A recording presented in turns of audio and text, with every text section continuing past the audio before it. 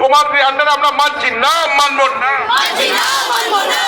আক্রমণ নবদ্বীপ আন্দোলনে মানছি না, মানব না। এটা সোনুকে অ্যারেস্ট করতে হবে, সোনুকে। বিজেপি প্রার্থীর উপর আক্রমণ হলো।